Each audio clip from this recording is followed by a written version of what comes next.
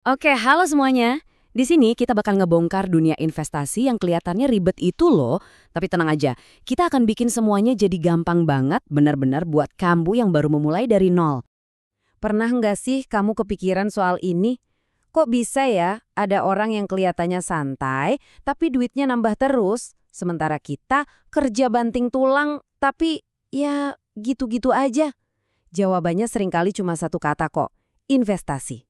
Nah, ini dia nih pertanyaan soal uang yang sering bikin galau. Kita semua merasa udah kerja keras banget kan? Tapi kok rasanya kondisi keuangan nggak maju-maju? Yuk, kita telusuri bareng-bareng kenapa bisa begitu dan gimana investasi bisa jadi jalan keluarnya. Jadi, apa sih investasi itu sebenarnya? Gini deh biar gampang. Investasi itu cara kita nyuruh uang kita buat kerja buat kita.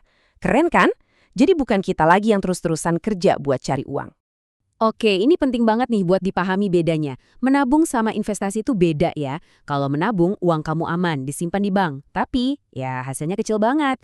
Nah, kalau investasi, potensi untungnya tuh bisa jauh-jauh lebih gede. Tapi ingat, ada tapinya, ada resikonya juga. Nah, ini dia nih, dua jagoan utama di dunia investasi. Imbal hasil dan risiko. Mereka ini kayak paket, nggak bisa dipisahin. Aturan mainnya simple. Makin gede keuntungan yang kamu pengen, biasanya makin gede juga risiko yang harus kamu hadapi. Paham soal keseimbangan ini? Itu kuncinya. Oke, konsep dasarnya udah dapat ya. Sekarang pertanyaannya gimana caranya biar uang kita beneran kerja? Nah, kita perlu kenalan sama alat-alat atau instrumennya. Yuk kita lihat satu persatu. Pertama, yang paling populer dan paling sering didengar, saham. Gampangnya, kalau kamu beli saham, itu artinya kamu beli sepotong kecil kepemilikan dari sebuah perusahaan. Yap, beneran. Kamu jadi salah satu pemiliknya. Kalau perusahaan yang untung besar, wih, harga saham kamu bisa ikut terbang. Tapi sebaliknya juga, kalau perusahaan yang lagi goyang, harga sahammu juga bisa turun.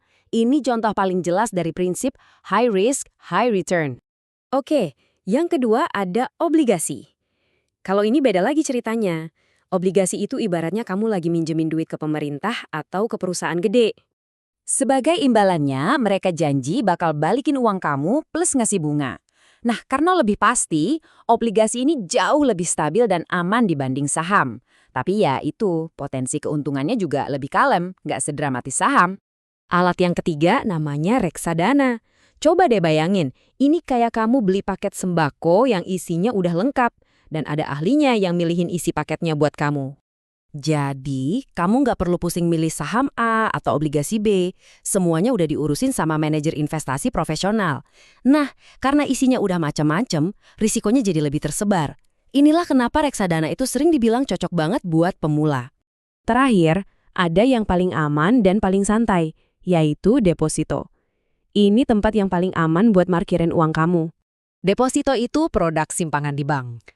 Resikonya hampir nol karena dijamin sama pemerintah.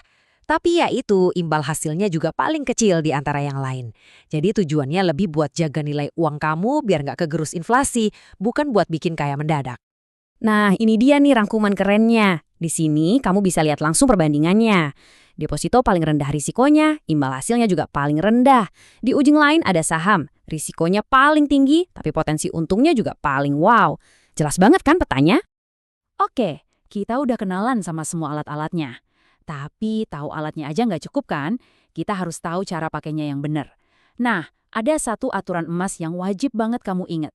Pasti pernah dengar kan pepatah ini? Jangan taruh semua telur dalam satu keranjang. Nah, di dunia investasi, istilah kerennya itu diversifikasi. Intinya super simple, sebarin aja investasi kamu. Jadi kalau satu keranjang jatuh, kamu nggak bakal kehilangan semuanya. Nah, ini contohnya. Daripada semua uang kamu dimasukin ke saham aja, mending disebar. Sebagian ke saham, sebagian ke obligasi, sebagian lagi ke reksadana. Dengan begini, kalau pasar saham lagi anjlok, mungkin investasi kamu yang lain bisa ngebantu. Portofolio kamu jadi lebih stabil. Oke, kamu udah tahu cara ngamanin uang lewat diversifikasi. Sekarang, kita bahas senjata paling sakti buat bikin uang kamu tumbuh berlipat-lipat. Dan ini sama sekali bukan soal punya modal gede loh. Dengerin baik-baik ya. Kunci sukses investasi itu bukan soal jago nebak pasar, bukan. Kuncinya itu sederhana banget. Mulai sedini mungkin, rutin nabung walaupun kecil, dan yang paling penting, jangan panik pas pasar lagi merah. Tetap tenang dan konsisten. Kenapa sih waktu itu penting banget? Jawabannya adalah sebuah keajaiban yang namanya compound interest atau bunga berbunga. Ini artinya keuntungan dari investasi kamu mulai menghasilkan keuntungan lagi. Jadi kayak bola salju, makin lama makin gede. Percaya deh, orang yang mulai investasi dari umur 20-an dengan modal kecil, hasilnya bisa jauh lebih besar daripada yang mulai di umur 30-an meskipun modalnya lebih gede. Nah, grafik ini adalah bukti nyata dari yang barusan kita obrolin. Lihat deh perbedaannya. Si investor yang mulai duluan, walaupun awalnya nyetornya lebih kecil, hasil akhirnya bisa jauh melampaui yang mulai telat. Itulah kekuatan waktu yang luar biasa. Jadi, ini dia intinya. Pahami resiko dan imbal hasilnya, pilih alat yang cocok buat kamu, sebarin investasi kamu, dan yang terakhir, biarkan waktu melakukan keajaibannya. Ingat ya, kekuatan super kamu dalam berinvestasi itu bukan modal yang besar, tapi waktu. Sekarang pertanyaannya saya lempar balik ke kamu. Setelah kita ngobrol panjang lebar, coba bayangin deh, kalau hari ini kamu punya uang pertama untuk diinvestasikan, kira-kira kamu bakal pilih yang mana? Pikirin baik-baik tujuan kamu dan seberapa berani kamu ambil risiko. Gak ada jawaban yang salah kok. Yang paling penting adalah kamu berani ambil langkah pertama.